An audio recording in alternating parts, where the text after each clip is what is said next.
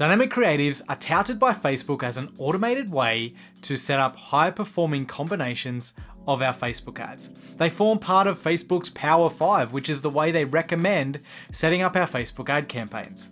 But are dynamic creatives really the best way to set up our ads? Do they get us the higher levels of performance, meaning the lower costs that Facebook tell us they will?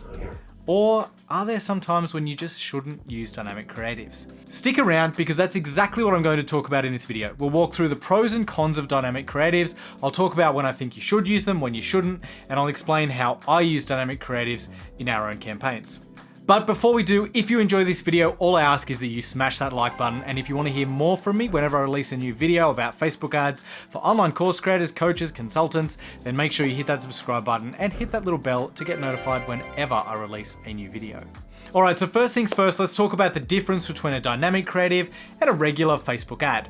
A dynamic creative is simply an ad that allows us to upload a bunch of creatives, meaning images and videos, and a bunch of different text or copy combinations. And from there, Facebook does the heavy lifting for us, meaning Facebook will take all of those creatives and all of those pieces of copy, form different combinations, and in theory, it's going to optimize for the best performing combinations. On the flip side, when you create a standard or a single Facebook ad, you put one creative, meaning an image, a video, a carousel, and one piece of copy, one headline, and that is your ad. If you want to create more variations, you have to create each one individually. So what are the benefits of a dynamic creative over a single creative? You probably think, well, dynamic sounds great because that sounds really easy. I just throw everything in one pile, Facebook does the rest. And that is the premise of a dynamic creative. That's basically what Facebook want to achieve with these. They want to make it easy for you to throw a bunch of creatives and copy into one ad and allow the algorithm to do the heavy lifting. The idea is that you're leveraging the power of Facebook's algorithm to find the best combinations, and you rely on them to then go and show those combinations more frequently, meaning you get the best bang for your advertising buck. So that's sort of the core benefit, and the other benefit is they're really easy to set up. If you want to set up a campaign and you want to test a bunch of things, then these are really simple. You just click a bunch of images, select them all, and boom, you've got multiple creatives there to test, and off you go. And that's all great, in theory. But let's talk about the disadvantages now and why the theoretical benefits don't always pan out as actually being benefits. Facebook tell us that dynamic creative make it easy to find higher performing combinations of creative components and drive higher performance. But that is no longer the case. We can't actually find our best performing creative components anymore because of a massive change that has recently happened across the whole advertising ecosystem. And that is the advent of Apple's iOS 14.5. It's kind of dropped a bomb on the whole Facebook advertising industry, and it's made a lot of things in terms of reporting that were previously possible and available to us no longer available. And when it comes to dynamic creatives, what it's done is it's actually taken away the ability for us to see a breakdown of which components within those dynamic creatives are providing us the best results. We can still go in and see a breakdown of our dynamic creative assets. And what that's going to show us inside the ad manager is each of the creatives and pieces of copy that we put into our dynamic creative, and it's going to show us some metrics for each of those.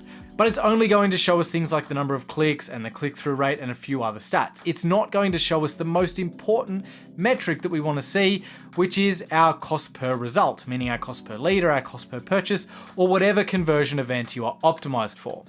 And without that information, we simply have no idea which creative or which pieces of copy within a dynamic creative are performing the best. Yes, we can get a bit of a feel for it by looking at our click-through rate, but that's not an absolute. The absolute performance metric that we usually want to use to measure is our cost per result, meaning our cost per conversion. And if we can't see that, then we simply can't reliably use a dynamic creative as a tool for testing. The other problem with the dynamic creative is that it's unreliable for testing, and this is not a result of iOS 14.5. This is something that has been the case ever since Facebook released dynamic creatives. And that is that they are simply unreliable when it comes to running a test. You see, when we run a test with our Facebook ads, we're usually testing to see which creative or which piece of copy performs best. And the way we run these tests is we run them for a certain amount of time with a certain amount of spend until we have enough data to make our results statistically significant. If we don't have enough data, then our results are unreliable. We need enough data to make an intelligent decision and know that that data is actually valid. That's where dynamic creatives for testing fall down. As you can see here, we spent about $2,000 on this particular dynamic creative. But if you look at the breakdown and when you see this list of creatives on screen, you can see that Facebook spent $500 on one of the creatives. And then if you look all the way down to the bottom, Facebook only spent 99 cents on another. Now, we simply don't have enough data from that 99-cent spend on that creative at the bottom of the list there to actually know if that creative was a high performer or one that was not going to perform for us. And Facebook as a machine still needs a lot of data in order to make a good decision. So there's no way that the algorithm could have made an accurate assessment on the performance of that ad with just a 99-cent spend. So because Facebook has such a discrepancy in the way that it allocates the budget across our different dynamic creative elements, we simply can't rely on it to get enough data and make the intelligent results that we need before it starts to optimize and to allocate more and more spend to those different creatives. So to sum that up, man or machine, you need a statistically significant amount of data to make good decisions in your test. And if you don't have that, then the test simply isn't valid. It's a waste of time. Which leads me to the next disadvantage of a dynamic creative, which is wasteful from a spend or a testing standpoint. If I actually wanted to do a valid test of all of the creatives that you see on the screen now, then the way I would need to do that is run ads to each of these creatives until I had a statistically significant amount of data on each one. And ideally, the most efficient way to do that would be to spend roughly the same amount of money on each creative over the same period of time, and then assess my results and make decisions based on what I see. Now, if I had allocated that $2,000 budget evenly across all of those ads, I probably could have got enough data to start making those smart decisions that I need to make. But now I have to go and spend even more money to make sure that those ads that got only a few dollars spend against them have enough data. I need to go pour more money into those to get the data that I need to now make my decision. So for something that I could have spent $2,000 on, I need to go and pour more money into because Facebook overspent on some ads and underspent on others. It's an extremely inefficient way to run tests, and it means you end up having to spend more money to get the same information. So you're probably wondering, well, where do dynamic creatives fit in? And the answer is they do have a place, and I do use dynamic creatives and I recommend you use them as well. Here's how I generally do this. If I'm testing new creatives and copy and new assets, I always do it with standard ads. Okay, I take a very structured approach so that I do exactly what I just mentioned in terms of having a fairly even distribution of spend over my new assets until I have enough data in order to make those decisions. So I will use standard single creative ads to do that. Once I have creatives and copy that I know are proven winners, meaning I've run my tests, I know which ones are winners, then I will take those winners as a bunch and roll them into a dynamic creative.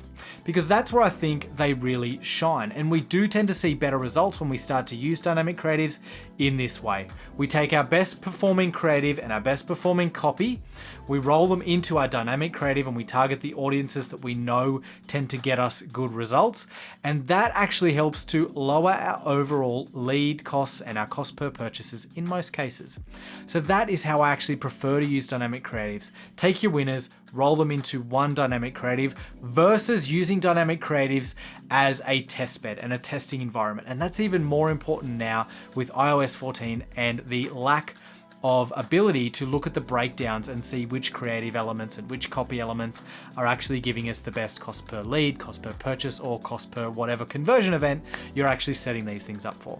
So if you've enjoyed this video, if you found it useful, all I ask is that you do tap that like button. It really does make a big difference to the channel. It helps me keep putting out more free content like this.